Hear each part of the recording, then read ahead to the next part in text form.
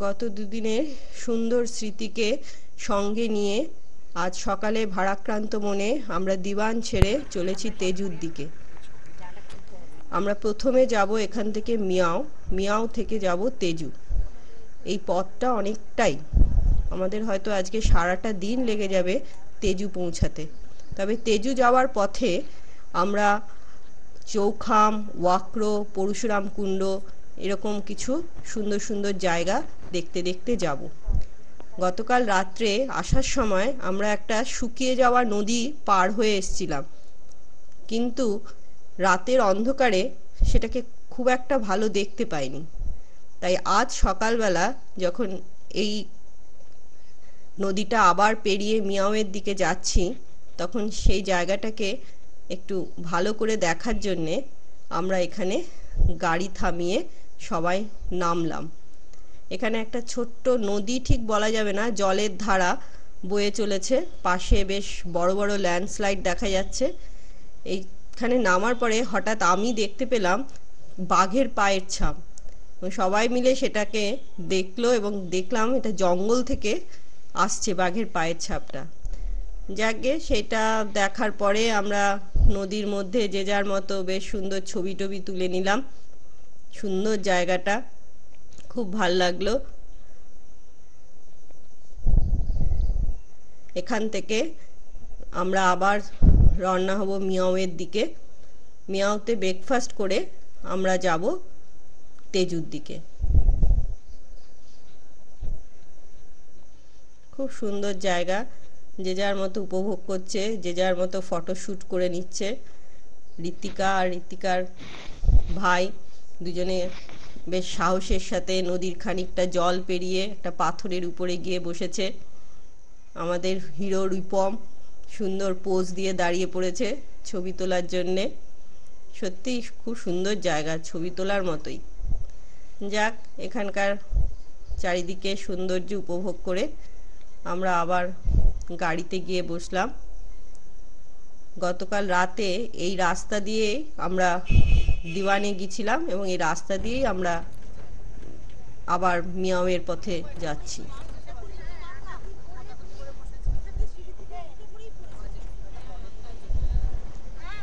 বেশ গভীর জঙ্গল, চারপাশে বিভিন্ন পাখি পোকার আওয়াজ শোনা যাচ্ছে। গতকাল ঠিক না, আমি বারবার গতকাল বলছি, গত পরশু রাত্রিবেলা এদিক দিয়ে আসার সময় আমরা এখানে ওয়াইল্ড ক্যাট এবং আজকে সকালবেলা হঠাৎ একটা হায়নাও দেখতে পেয়েছি। তাই ক্যামেরা অন করে রেখেছি যদি আবার কিছু দেখা যায়। এমনি জঙ্গলের দুপাশেই জীবজন্তুতে ভর্তি, কিন্তু ওরা মানুষ এবং গাড়িকে ঠিক পছন্দ করে না, তাই সহজে তাদের দেখা পাওয়া খুব মুশকিল। যাক, জন্তু জানোয়ার দেখতে না পারলেও আমরা প্রাকৃতিক সৌন্দর্য দেখতে দেখতে এগিয়ে চলেছি। সামনে সুন্দর ভ্যালি দেখলাম, রাস্তা দিয়ে চলেছি, রাস্তায় আদিবাসীরা মোট বয়ে নিয়ে যাচ্ছে। তারপরে চলেছি আমরা আবার সেই গহন অরণ্যের ভেতর দিয়ে। যেদিকে তাকাই শুধু জঙ্গল আর সবুজ, নানা রকম গাছপালা। ছোট একটা ব্রিজ এলো, সেই ব্রিজটাকে পেরিয়ে আমরা এগিয়ে চললাম। ক্যামেরা অনই রয়েছে, যদি কিছু দেখা যায় তার আশায়, যদি কোনো জীবজন্তু আমাদের দেখা দেয়, কিন্তু দুর্ভাগ্যবশত সেরকম কিছুই আমরা চোখে পড়লো না আমাদের। তাও ভালোই লাগছে, জঙ্গলের আওয়াজ, জঙ্গলের জংলি গন্ধ, এগুলোও তো উপভোগ করার মতো, সেগুলোও ভাল লাগলো।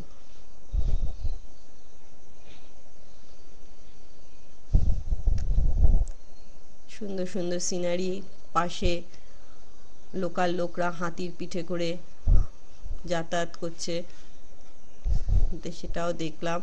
আস্তে আস্তে আমরা শহরের দিকে ঢুকছি, কিন্তু এ কি, সামনে তো কোনো রাস্তাই নেই, একটা নদী, এই নদীর উপর দিয়েই নাকি যেতে হবে, কিন্তু মানুষ হেঁটে যাচ্ছে দেখতে পাচ্ছি, গাড়ি কি করে যাবে? যাই হোক, সবাই বেশ চিন্তায় পড়ে গেলাম কি করে নদীটা পার হওয়া যায়। আমাদের ড্রাইভারের হেল্পার নেমে পড়লো, নেমে পড়ে দেখছে নদীটা কতটা জল, গাড়ি সত্যি যাওয়া যাবে কিনা। এমন সময় একটা ছেলেকে দেখা গেল সাইকেল নিয়ে নদী পার হচ্ছে। আমাদের হেল্পার আনন্দ তাকে জিজ্ঞেস করলো এদিক দিয়ে গাড়ি নিয়ে যাওয়া যাবে কিনা। সে বলছে গাড়ি, ছোট গাড়ি কেন, এখান দিয়ে লরিও যায়। যাক, আমাদের টাটা উইঙ্গার্স গাড়িটা মোটামুটি বড়ই, যাওয়া যাবে কিনা আনন্দ সেটা পরখ করে দেখে নিল। তারপরে অবশেষে ডিসাইড করা হলো না, গাড়ি যাবে।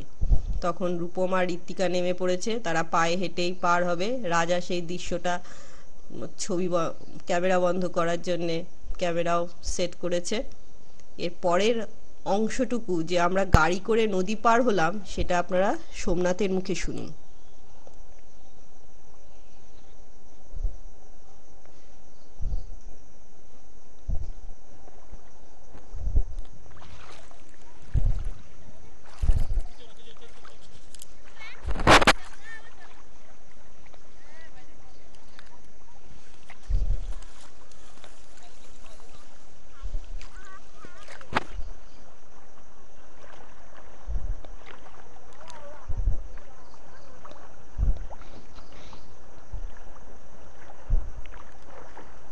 আমাদের গাড়ি নদীর মধ্যে দিয়ে এগিয়ে আসছে।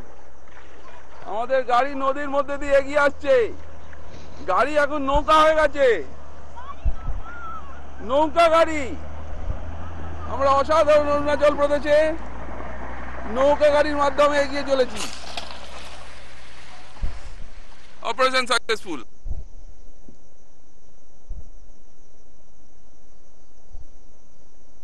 যাক, সোমনাথ আর রিকের কণ্ঠস্বরে বুঝতে পারলেন কি সাংঘাতিক উত্তেজনাময় মুহূর্ত পেরিয়ে আমরা আবার এগিয়ে চলেছি রাস্তা দিয়ে তেজুর দিকে। পথে পড়ল নানা রকম বুদ্ধিস্ট স্থাপত্য।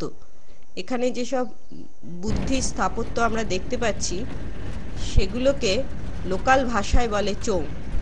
তবে জার্নিটা সত্যি খুব কষ্টকর বলবো না, অনেকক্ষণ ধরে চলছি তো সবাই খুব ক্লান্ত হয়ে পড়েছি, তার মধ্যে খিদেও পেয়েছে। ঋত্বিকা তো ঘুমিয়েই পড়লো। যাই হোক, আলোচনা করে ভাবছি এই সামনে নামসিতেই আমরা খাওয়াটা সেরে নেব, নইলে অনেক দেরি হয়ে যাবে। গাড়ি এগিয়ে চললো এবং আমরা আশেপাশে নজর রাখছি কোথায় খাওয়ার জায়গা পাওয়া যায়। রূপম তো ঘুমিয়েই পড়েছে, কিন্তু মানবে না যে ও ঘুমিয়ে পড়েছে, হেসে বুঝিয়ে দিল ঘুমায়নি। তারপরে শেষ পর্যন্ত আমরা নামসাইতে এসে পৌঁছালাম এবং সেখানে আমরা সেদিনকে লাঞ্চ করলাম। নামসাইতে লাঞ্চ করে আমরা আবার এগিয়ে চললাম তেজুর দিকে। এটা কিন্তু আমরা আসামে ঢুকে পড়েছি, কেন না আমরা পাশে আবার চা বাগানকে তার সঙ্গী পেয়ে গেছি। চা বাগান মানেই আসাম, তার মানে আমরা এখন আসামের মধ্যে দিয়ে যাচ্ছি। রাস্তা বড়ই খারাপ, সেই খারাপ রাস্তার মধ্যে দিয়েই চলেছি, দুপাশের সেই চা বাগানকে সঙ্গী করে। সবুজ চা বাগান, ভালোই লাগছে, কিন্তু আর কি, চলার তো শেষ নেই, চলছি। এই যে বুদ্ধিস্ট মূর্তিটা দেখতে পাচ্ছি, এইটাকেই অ্যাকচুয়ালি বলে চোং।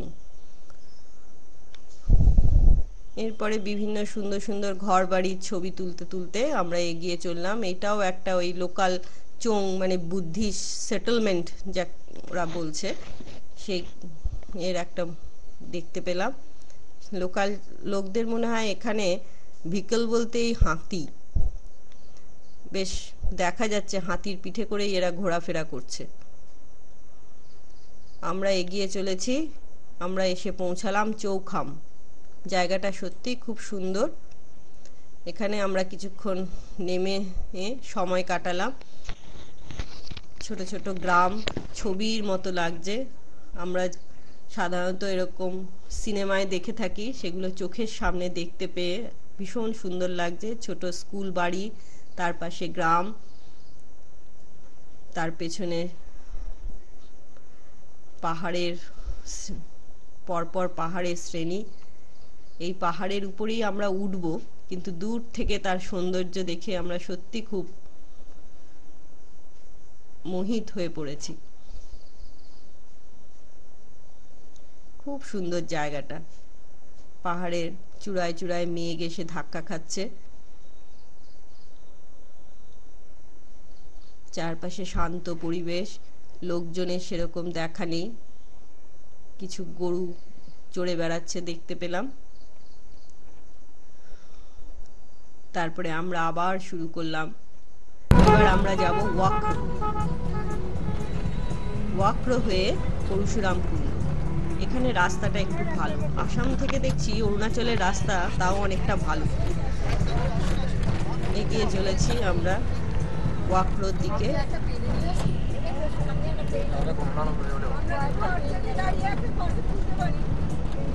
ওয়াক্রো অরেঞ্জ সিটি, যতদূর চোখ যায় আমরা শুধু অরেঞ্জের অর্চার্ড দেখেছি, আর এত মনে হচ্ছে হাতের কাছে, যদিও সাহস হয়নি নেমে ওখান থেকে কমলা লেবু ছেঁড়ার, কিন্তু সত্যি খুব ভাল লেগেছে। তারপরে আমরা পৌঁছে গেলাম পরশুরাম কুণ্ড। অসাধারণ জায়গা, সামনে দিয়ে বয়ে চলেছে লোহিত নদী। দেওয়ানে আমরা যেমন দেখেছিলাম নীল রঙের নদী, এখানে আমরা দেখছি সি গ্রিন কালারের নদী। লোহিত নদীর রং সি গ্রিন, সেটা আমরা পরে গিয়েও দেখতে পেয়েছি যে কিরকম সবুজ রঙের নদী। যখন ওটা আসামে ঢুকছে অরুণাচল হয়ে ব্রহ্মপুত্রে গিয়ে পড়ছে, তখনও সেটা সবুজই রং। অদ্ভুত সুন্দর জায়গাটা, আর তেমনি তীব্র ঠান্ডা আর হাওয়া। এই পরশুরাম কুণ্ড কামলাং রিভার্স ফরেস্টের মধ্যে পড়ে। এর চারপাশে রুদ্রাক্ষ গাছে দিয়ে ঘেরা, কিন্তু সময়ের অভাবে আমরা এই পরশুরাম কুণ্ডে স্নানও করতে পারিনি বা সেই রুদ্রাক্ষ গাছগুলোকে দেখতে পাইনি। গল্পে আছে বা ইতিহাসে আছে যে পরশুরাম মাতৃহত্যা করে এইখানে এসে স্নান করে সেই মাতৃহত্যার পাপ থেকে মুক্ত হয়েছিল।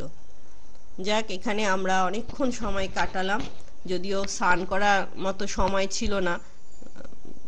আমরা তাই ফটো তুলে কিছুক্ষণ চারপাশে ঘুরে আমরা এখানে কাটিয়ে এই সামনে যে বীজটা দেখলাম সেখান বীজটা পার হয়ে তেজুর দিকে রওনা হব। এটাই হচ্ছে আসল কুণ্ডটা যেখানে সবাই স্নান করে। খুব সুন্দর, উপর থেকেও আমরা দেখছিলাম পরশুরাম কুণ্ডকে, অদ্ভুত সুন্দর লাগছিল। পরশুরাম কুণ্ডকে পিছনে ফেলে আমরা এবার এগিয়ে যাব তেজুর দিকে। এখানে আমাদের দেখা যাচ্ছে সবাই দল বেঁধে আমাদের ফুল টিম ছবি তুলছি পরশুরাম কুণ্ডের কাছে। ঋত্বিকা আর রিকও বসে পড়েছে, তাদের দুজনকে ছবি তুলে দিতে হবে। ঠান্ডায় ঋত্বিকা যদিও বেশ জুবুথুবু হয়ে গেছে, তাও ছবি তোলার আনন্দে বসে পড়েছে। অসম্ভব হাওয়া, চোখ খোলা যাচ্ছে না, এত হাওয়া। সবুজ জল, অসম্ভব কারেন্ট বোঝাই যাচ্ছে।